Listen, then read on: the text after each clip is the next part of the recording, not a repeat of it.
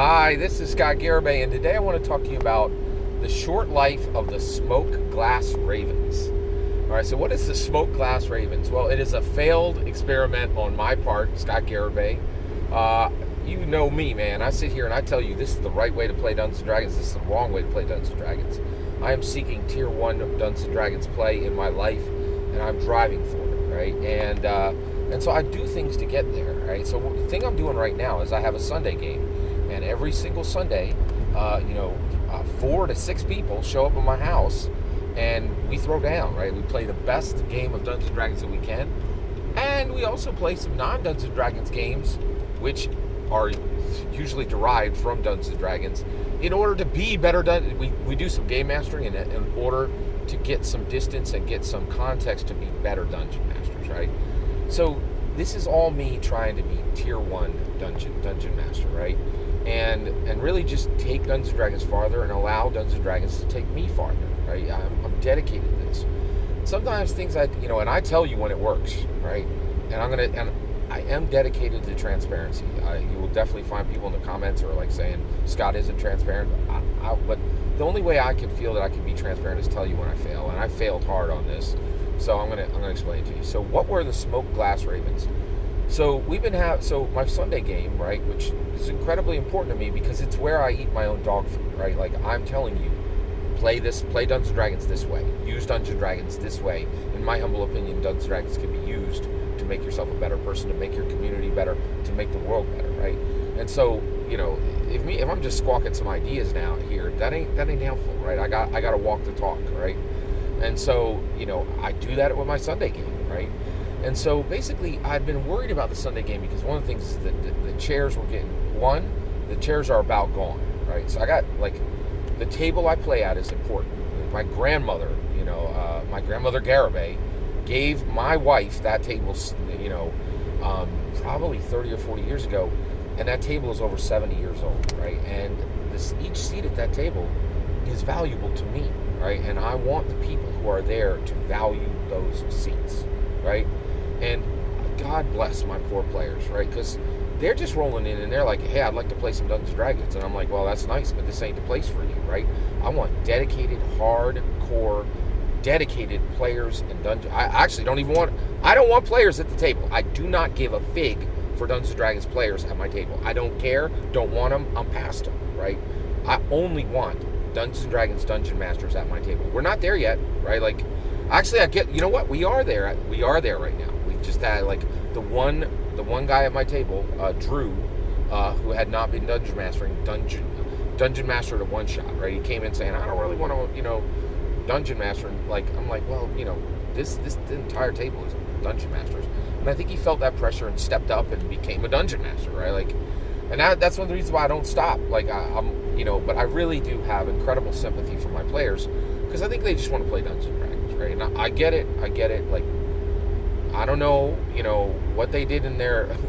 I'm an evangelical Christian, so this is a joke, but I'm going to say it. I don't know what they did in their past lives to end up at my table rather than being at any other fool's table who would let them just play Dungeons & Dragons, but I ain't that fool, right? I ain't, right? You come to my table, you best show up, show out, done, right? I'm looking for 6 dedicated dungeon masters who run Dungeons & Dragons 51% of the time, right? Show up at the table with a brilliant idea in their head, with work done that week, and run their game for a month, and then take the player seat and see and look at how another dungeon master runs, and take notes. Frankly, take notes literally and figuratively, and get better and get good and push and drive. I want every seat at the table filled with hardcore Dungeons & Dragons champions, Tier 1 killers, right? Just like Dungeons killers, Dragon killers. I want the best there is, and I ain't gonna stop until I get it, right? And so I'm always doing stuff to get there, right? And so basically, Smoke Glass Ravens was an attempt to get there that failed horribly. Okay, so July 4th, 2022 comes, and we got a lot of stuff happening at the table, right? We got one player who really isn't a dungeon master, and frankly, I'm looking for hardcore dungeon masters at every seat, right? So now he's there. He was brought in at a time. He that seat is his. I'm not kicking anybody out of the game, right? I got a heart. I understand, right? But the reality is, I want him to step up and be, a tier 1 DM. Because frankly, I have no space at my table for players. I really don't, right? And I just want dungeon masters at this point, because it's the stage my game's at, right? My table, because it's not just my games. We're all taking turns dungeon mastering, right? And running game master. You could game master all you want, as long as it's 49% or less, right? And that's not even per person. That's per the table, and we're way over that right now. We have a Camelot D&D 5e. My game is D&D 5e Strixhaven. We have a D&D 5e Fallout. We have one ICRPG, Mass Effect, and frankly, I'm thrilled that it's ICRPG. I would not want to switch to 5th edition because it's running on rails, man. That thing is a very solid game, right? So basically, it's 4th of July, and we got one player at the table who's not really a DM. We have a brand new player who just dropped in, and he doesn't know what he can say and what he can't. He doesn't know what, he's in, but is he fully in? And he doesn't know, right? And we got founders at the table who act like, oh, this is nothing. I don't care. It doesn't matter, right? It's just a game, right? And I'm like, you're a founder, dude. You were here at the start, kind of own it, right? And God bless them, because they just want to play Dungeons and Dragons. And at any other table, that would be fine, right? They were just cursed in some previous life to end up at my table, right?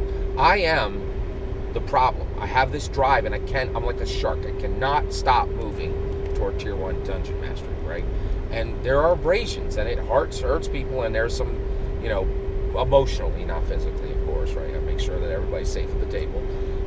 But my drive is a pain to people, right? So it's really interesting, and so I went to everybody, and I opened a Facebook thread, and I was like, and I tried to fix the problem, because nobody really knew what was happening with the table. Nobody knew what game was happening next, or, does this person have the authority to say this for the group, and so forth. And everything was everywhere, right? So I'm like, okay, I just opened up a Facebook thread, and I put, my 3 founders, me and my 2 founders, right? I put in a dedicated member, right? He didn't found this table, right? But he has been a dedicated dungeon master, right? And then last, I put in the brand new guy, and I put in the one guy who shows up, sometimes doesn't show up, whatever, right? And so I said, hey, everybody, you are now a Smoke Glass Raven. There are 3 orders. There are 3 levels in the Smoke Glass Raven. There are founders, there are knights, and there are squires, right? And if you're a founder or a knight, you get to vote. And you say what we do, and you say, and this is the structure, right? And if you're a squire, we love having you at the table, and we will always hear you, but you don't get to vote. When do we vote? We never vote. We always just talk problems through, and we only vote if there is no unanimity, right? So I put this out there, and so one of the guys was like, okay, you're just putting some titles and words on this. It don't really matter.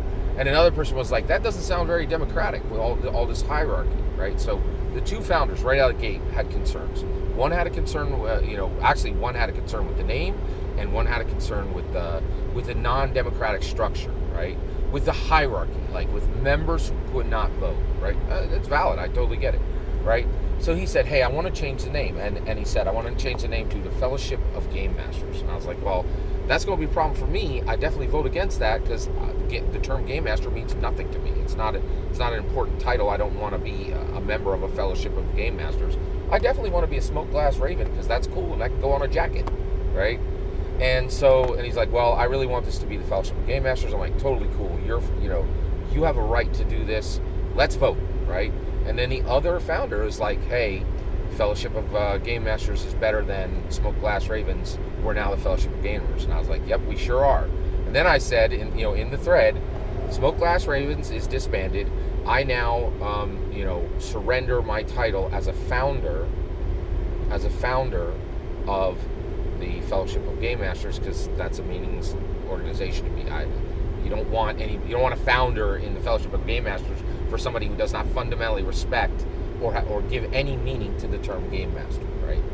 And that was it. That was the end of the Smoke Glass Ravens, right? And it was sad and it was frustrating. And the reason why I was sad and frustrated is I realized we're just a table, right? We're just a table. We're not a group. We're not a war band. I really wanted to form this war band. In 3rd edition Dungeons and Dragons, in the Dungeons and Dragons miniatures, you created war bands, and I really wanted this war band, this group that was moving toward Tier 1 Dungeons and Dragons. I failed to get there. I utterly failed to get there, and I'm telling you this because I want you to be able to decide if you continue to listen to this channel or not, right? If you want to do Tier 1 Dungeons and Dragons, you should be listening to this channel. If you're here for some other reason, you should move on. There's great channels out there. Frankly, there are better channels than mine. I think Dungeon Crest has a better channel than mine. Nerd Immersion, move on to them, right? But if you want Tier 1 Dungeons and Dragons, I want you to have all the information. I want you to know my successes. I want you to know my failure, and this was a failure. Thank you very much for letting me share this. I'd love to hear your opinions on this. Let me know. That's my opinion. I'd love to hear your opinions on what I just discussed in the comments below. Please consider liking and subscribing, and have a wonderful millennium.